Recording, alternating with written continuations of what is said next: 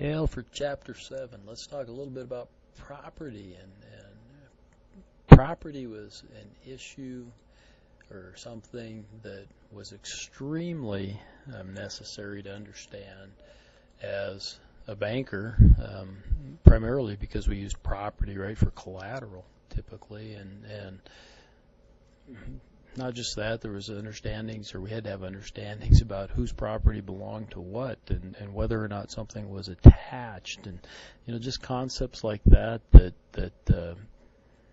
you get involved in when you're in the banking or many other types of professions, and it's important to understand. So here we go.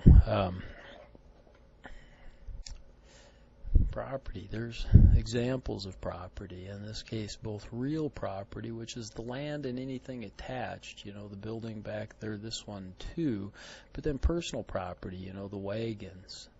Okay?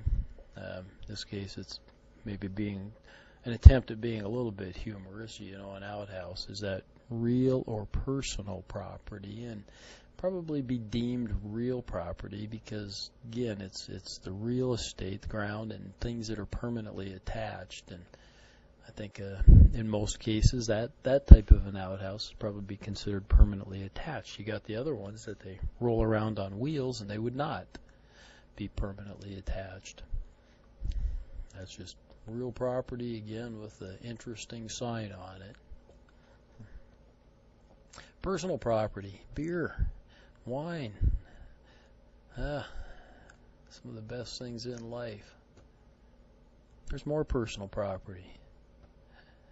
A dyslexic redneck. I'm picking on rednecks. Now I got a redneck riding mower. My wife said she wanted a lawnmower, a riding lawnmower, so this is what I got her. Picked it up at a garage sale for $1.50. I'm just kidding, of course. So, is it likely for a nation to be prosperous and maintain a vibrant market without having a strong concept of private property? Say no. The most prosperous nations, anyhow, in this world have very strong concepts of private property. Think of the United States versus, say, Russia, right, where they don't have strong, or North Korea, if you really want to get into it, or Venezuela that's now imploding.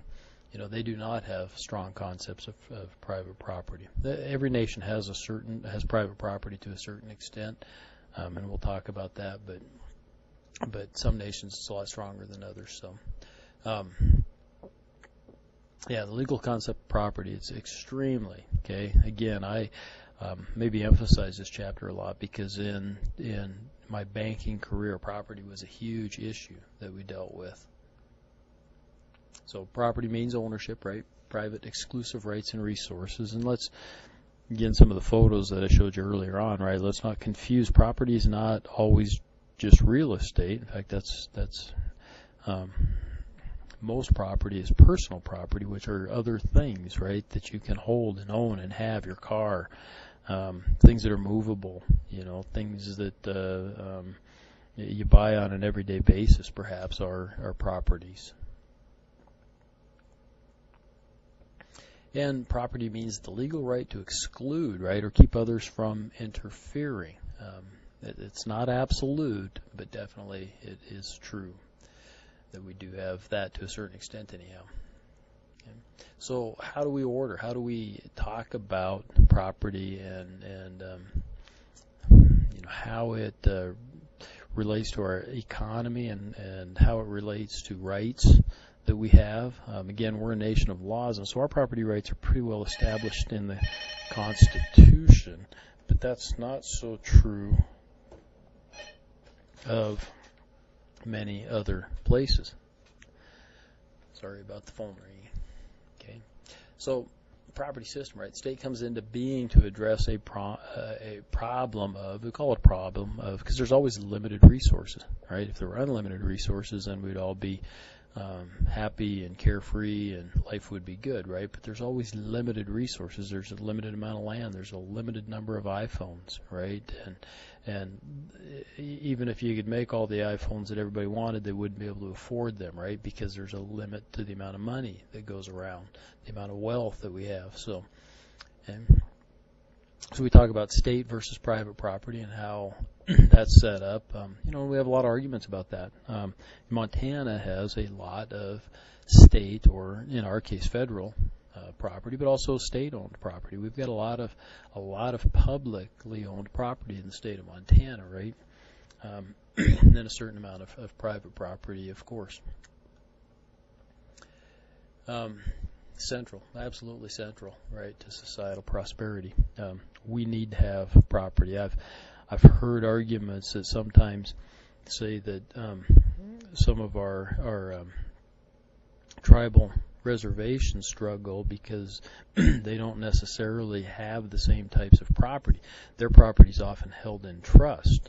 Okay, we had a difficult time financing property that's held in trust. There's fewer ways to secure a loan with that type of property that's held in trust, and more difficult to foreclose on that if you need to. And so it was difficult, and that has created some problems oftentimes for tribal members then to accumulate capital and do things that the rest of us kind of maybe take for granted. So it definitely promotes incentives. We all have an urge, right, or a desire maybe to improve ourselves. Maybe not everybody, and oftentimes for material things or property, be that real property or other things, a car, a boat, whatever the case may be, right? Establishes conditions for capital formation. Yeah, property can be money as well, right? And but anything of value is capital formation, be it equipment, real property, those types of things. Some of them depreciate, others don't, or depreciate more slowly, and that is important. Then makes resources easily divisible, and property is for the most part. Okay, again, two different types of property. There's real property and personal property. Land and interest in land, or like I've said, the land and anything permanently attached. And personal property is all other thing, anything else, basically. So types of property, you get real property. Does require written agreements to transfer. When we talk about contracts, we will find that most contracts do not need to be in writing, but there are exceptions, and one of those exceptions is the transference of real property. It includes the fixtures, those things that are attached, permanently attached. Okay. Personal property is property that's not real property. It's movable. It's tangible, though a car, a bike, it can be tangible or intangible, and intangible might be interest rate, an insurance policy, CDs, patents, trademarks, those types of things. Even in a free enterprise society, though, the right of ownership does have restrictions. You can't, I can't build a 20-foot wall around my house because that may not meet the zoning requirements, right? There's some restrictions on that, and we do that. For example, my neighborhood, I'm sure that there'd be restrictions about mobile homes being put in there, okay?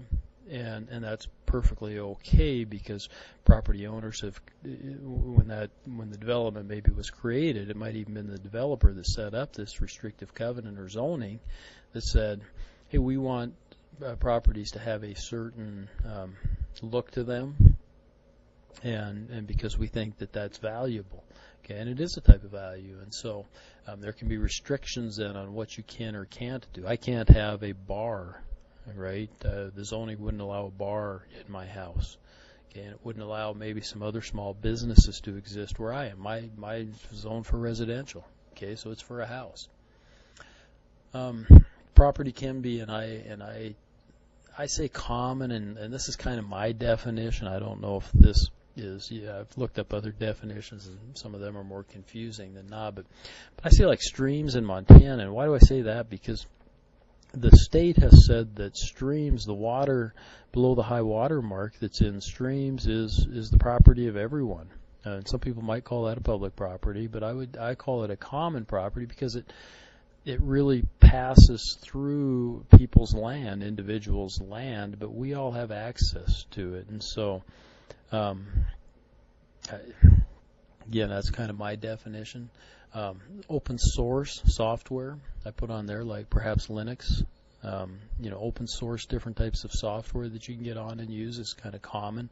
We all kind of own that. Wikipedia maybe might be considered like a common type of property. Okay, it is a property. It actually has value probably, and we kind of take it for granted. People just make Wikipedia happen, right? And then you do have public, state, and states referred to in a larger sense, even nation states, but states, government lands, okay? And then private property, of course, the property that we own. That could be our cars, our houses, land, et cetera, et cetera. So a stock certificate, right? That would be intangible, right? Sure, you can hold the certificate, but it just represents an ownership in something otherwise. That would be personal property, or what's left of personal property.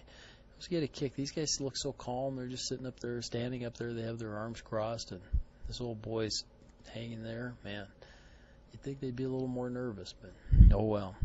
Okay, we'll pause now and come back to part 2.